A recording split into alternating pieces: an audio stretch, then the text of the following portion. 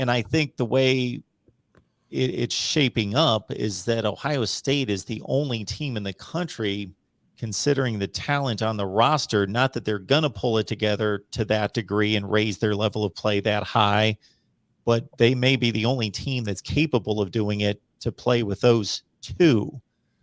So, Kevin, I'll ask you to give us your thoughts on that narrative, as well as what Dependent Fanatic is saying about possibly the Big Ten getting two teams in the playoff.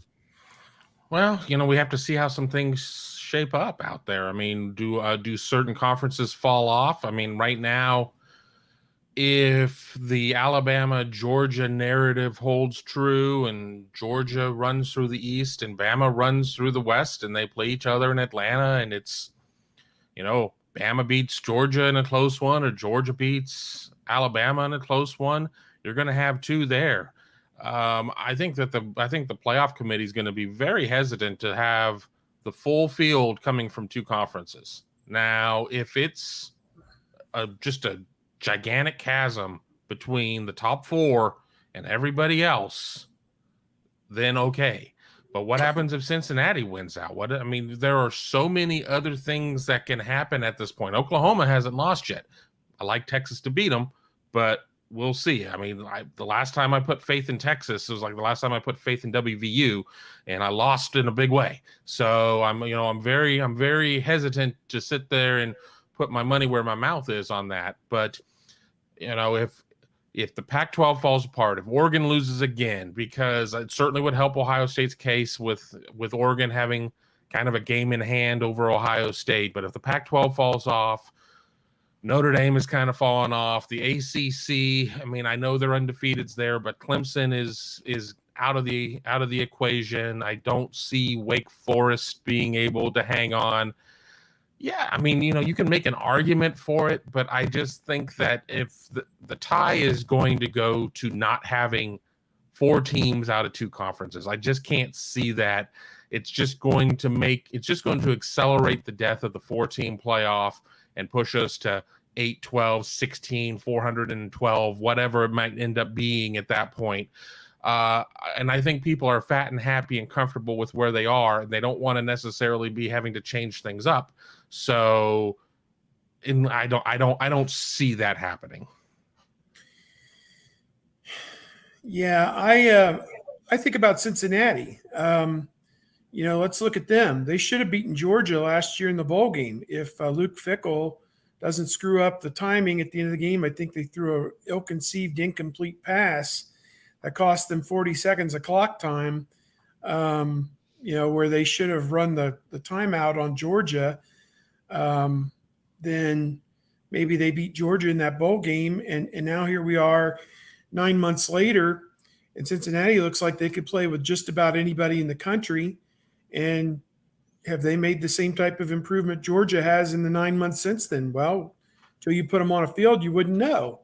But Cincinnati seemed to be a half notch better than Georgia in that bowl game. Georgia just ended up with more points at the end of the game. So I don't think you can discount Cincinnati at all if they win out, particularly because SMU seems to be respectable with a win over TCU. Memphis is respectable with the win over Mississippi State. Houston is just kicking the crap out of everybody that they're playing right now. I don't know what they did in terms of a Power 5 opponent. It seems to me that may be their one loss early in the season. But Texas Tech. Yeah. So, their league is not a laughingstock league by any means. They've won their share of games against opponents from, and I think for this misnomer that the difference between the Pac-12 and the American is this wide chasm from 5 to 6, it's not. It really isn't. I think that the American can play football with a lot of teams, a lot of teams in that league.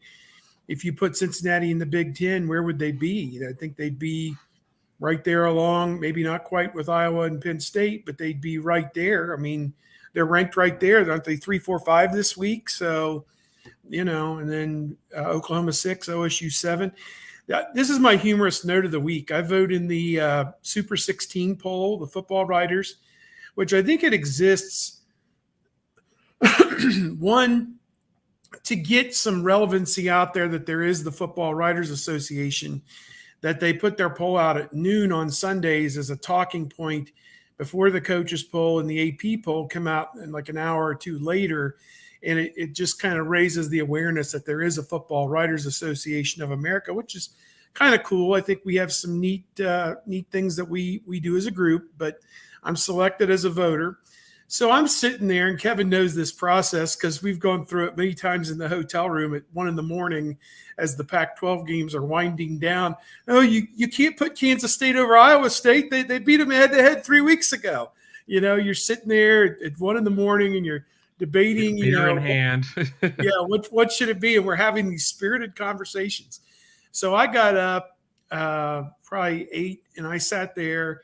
It's got to be in by 10. And I sat there, and I was like, doggone it. I want to drop Oregon, but I can't drop them below Ohio State. They went to Ohio State and beat them on the road.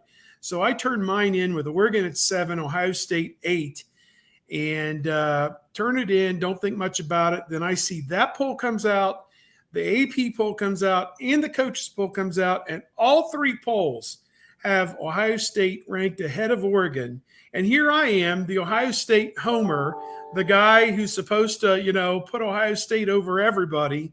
And I was the one person who observed head-to-head, which just happened. There's only been – it's not like there's been 10 games played, and we got all of these data points. We've got 5 data points for each team, and that one sticks out like a sore thumb that Oregon went to Ohio State, dominated Ohio State, beat Ohio State on the road, and here we are 3 weeks later, and it's like it's chopped liver. It didn't matter. And Ohio State, just because they blew out a middle of the road, maybe 6-6 Rutgers team, and Oregon lost on the road to an unranked Stanford team that, I think Stanford's on their way to having a pretty good season, it looks like to me. So I know that they opened with a terrible loss in Arlington, I think it was, to Kansas State. But since then, they've played lights out football. So any rate, I said, I guess I need to work on being a better homer going forward, and I'll get it right next week. But I won't make that mistake again. Hell, if everybody else is picking Ohio State, I will too. Well, Steve, I'm not going to get started on the AP poll. My one example of some contradiction is going to be that a couple weeks ago in the AP poll, you had Kansas State beat Stanford, as you just mentioned, in a 3-score game. Stanford killed USC, a game that was 42-13 in the fourth quarter.